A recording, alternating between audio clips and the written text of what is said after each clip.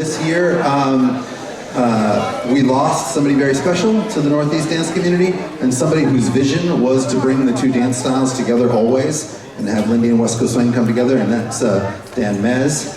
And we miss you so much, Dan. And so we didn't feel like it was right to just head into the weekend and not talk a little bit about Dan, so I would like to first bring out Mr. Craig Ball. Give it up for Mr. Craig Ball. He's going to come out here. Craig has a couple of words he'd like to say about Dan. Just a few. This is not my normal role, but anyway, Dan was present at the creation of the Happy Swing World in Boston. He started Boston Swing City, many, many years ago. And that was sort of the first place where people could come and swing dance on a regular basis, usually on a Friday night. So many of you may have gotten your start there. I want to also say, he was a promoter, so he paid us. I lead the White Heat Swing Orchestra, but he paid us to come and play, and he took the risk. So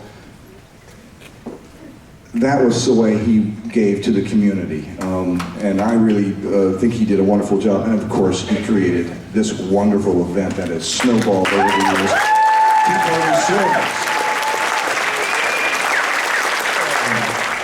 I was told, I didn't know this, I knew Dan quite well. I mean, we played for him all the time. That he said that when he went, he wanted to go out to the Darktown Starters Ball. So we will play that when we open up downstairs. Hope to see you there. Craig Ball.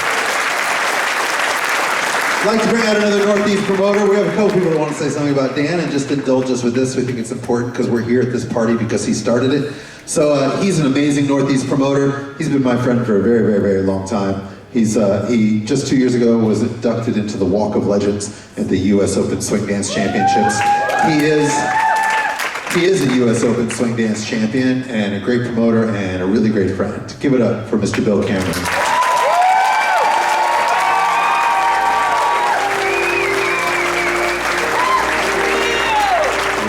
I love Robert too.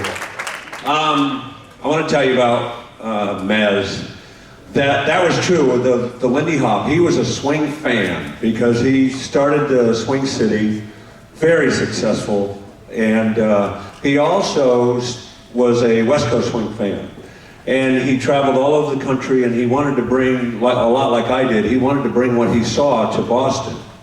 So he started Veronique's, and none of this can go on without mentioning Neil Klein. Neil Klein was a very large promoter in the beginning.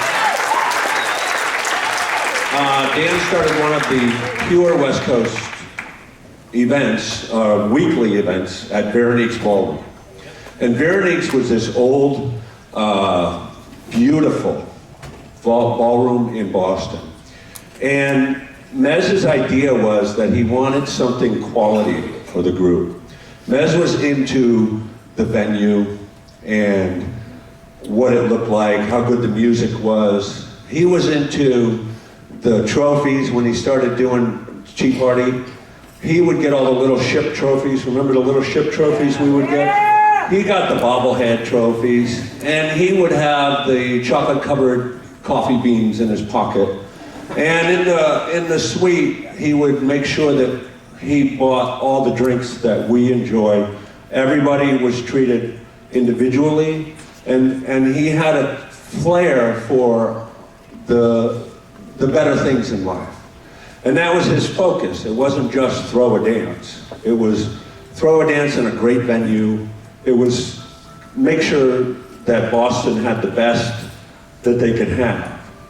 So Dan and I were friends, and we used to hang out. He'd show me the music that he was going to put on his CDs, and we would hang out together.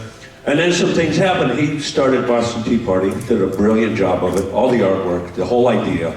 And then I was an upcoming promoter, and we were both upcoming promoters together. And unfortunately, so we were friends. So unfortunately what happened is because of ego, king of the hill, territorialism, things like that, male things, you know. We really didn't remain friends for a very long time. So we would have a competition with one another, unfortunately. So the beauty of my relationship with Dan Mez is that I want everybody to get is that after all the years of realizing that we could coexist and everybody could play in the same sandbox, Mez and I became friends again.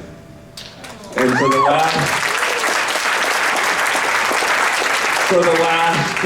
15 years, and he was a great man, I wanted to tell you about that, but I also want everybody to know that we all can coexist. And the best thing that came out of Mez and myself's relationship was that we were friends at first, we were not, and then in the end, we were friends again. And all of you can be the same way. And that's the message that I want to say, and that's why I love my relationship with Dan Mez. So,